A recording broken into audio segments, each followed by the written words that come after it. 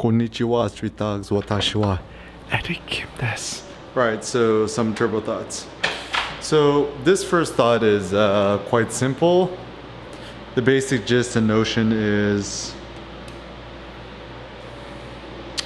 regarding what I like to call the anti-meat conspiracy. So I'm starting to think, why is it that everyone's so anti-eating meat nowadays?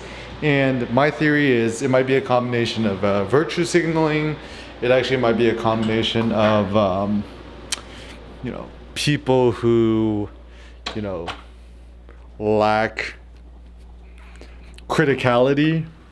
And also maybe the issue with the anti-meat bias is, people who own pets. So if you own a pet, your attitude towards meat eating is going to probably be biased in the sense of no one likes the thought that, their own puppy or dog or cat or whatever is going to be eaten for lunch.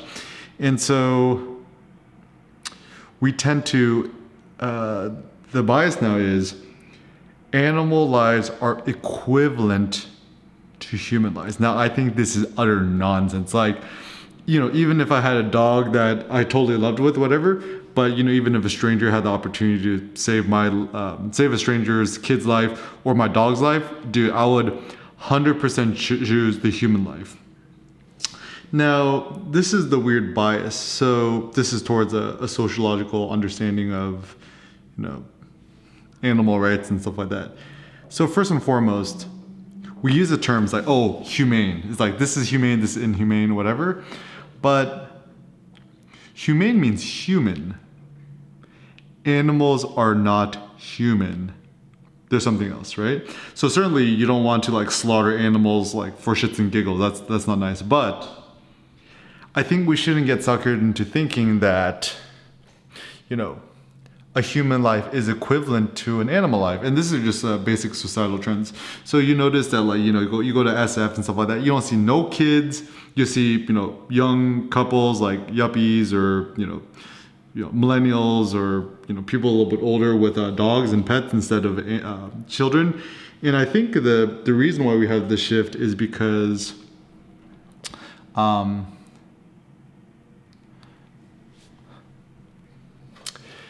men and women are both entering the workplace. And certainly the good thing about feminism is that it's permitted for women to enter the workforce, to decide to choose their career over, having kids and stuff like that. But then the downside is a lot of people end up having pets instead of kids. And actually, I think it was Kevin Kelly who said this in an interview, I think maybe with Tim Ferriss or something like that. He said something like, perhaps the best thing that we could do actually is if you're educated or intelligent or smart, whatever, for us to actually have more children. And I think one of his regrets in life was not having more kids, which is interesting. But now we think that, our career, money, got to send our kids to private school. I think that's kind of nonsense. I kind of grew up pretty poor. I was never uber poverty, but low-key poverty. Insofar much as, my mom filed for bankruptcy twice, my dad gambled away rent money, stuff like that. So my personal attitude towards it is kids will be fine. And, a lot of people talk about kids being uber expensive and stuff like that. I mean, yeah, if you send your kid to fucking ballet lessons and shit, but, for the most part, I think the kids will be all right. So what is we to think about? So then my poetic interpretation then is, I don't know, it's so funny that so many people want to live forever. I'm like, dude, fucking having a kid is almost like cloning yourself, but much more interesting. People are interesting about AI. How come nobody talks about HI, human intelligence? And anyways, so I think the strange sociological bias right now is this bias towards pet ownership or child ownership, not child ownership, but having kids. And, certainly there's lots of nuance in between. So there are families who have kids and pets. Seems like a good idea because, it's true. It's kids grow up with animals.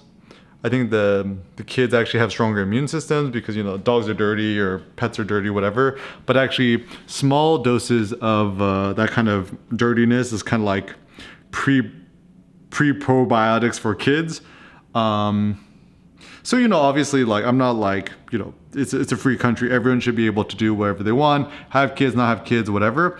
But I think what I'm just interested in is the bias that like for some reason the bias right now, especially amongst millennials, Gen Yers, or even like people a little bit older, is to have children is kind of socially irresponsible because considering that there's so much pain and suffering in the world, and like why would you bring a child into today's like kind of cruel world and reality? But no, I'm just like I think reality would be fine. It's my optimistic belief that I don't think Earth death is going to happen. I think humans, we'll probably be able to live on planet Earth for at least another million years, is my thought. Now, I have zero idea, but I'm living in my life as if Earth death is not going to happen. But anyways, so then when it comes to like eating meat, once again, like if you're a couple, especially highly intelligent people or people who run, the New York Times or people who write the New Yorker and stuff like that. If you have a lot of young or people with positions of power writing or commenting on, pet rights or animal rights, whatever, but they don't have real kids of their own and they only have pets, like it's kind of insane that there's actually a lot of money being poured into like animal longevity over human longevity. I'm like, seems I mean, once again, that's fine. Like, if you love your pet, your pet has cancer, you want the pet to live forever. But once again, I think the issue is when you only have a pet and you don't have any kids, then it seems like your things are misguided. So typically I don't trust people and their opinions when they're super anti-meat eating and they're empty nesters and they have a pet. So I trust my friends who have dogs or pets or animals and stuff like that, and they're meat eaters, because once again, meat, like no one's gonna eat your pet, right? So I think that's the first bias I've kind of uncovered myself. And in terms of the ethics of meat eating, this is totally a different issue. It's like, yeah, it's probably really bad for the environment, but so is Apple, Amazon, think about all the Google server farms and stuff like that. So I don't know the science behind the environmental impact of animals. I assume it's bad, but it just comes down to like how bad is it, and is eating meat going to cause Earth death? I don't think it is. So personally, I love to eat industrial meat. I eat on average, I try to go for like 8 to 12 pounds a day. No, I'm just kidding. I'm currently hitting around like 5 pounds of meat a day, and I only eat the cheap shit. And I go to the most ghetto grocery store as possible. That seems like it's been working pretty good for me. And it's my personal imperative to work out more, to actually eat more meat and whatever. So it seems that the conspiracy against meat is, it's much more profitable to be selling protein powder supplements and stuff like that. And even all the stuff you watch on Netflix is propaganda, more or less, because just look at who's producing the movie, who's funding the movie. Like even the recent Netflix, the Game Changers one, bankrolled by James Cameron, who apparently owns, a pea vegan protein powder company, and then his homeboys with Arnold Schwarzenegger, which means Arnold will say anything that James Cameron wants him to say, and huge conflict of interest. So to sum up, just follow the money,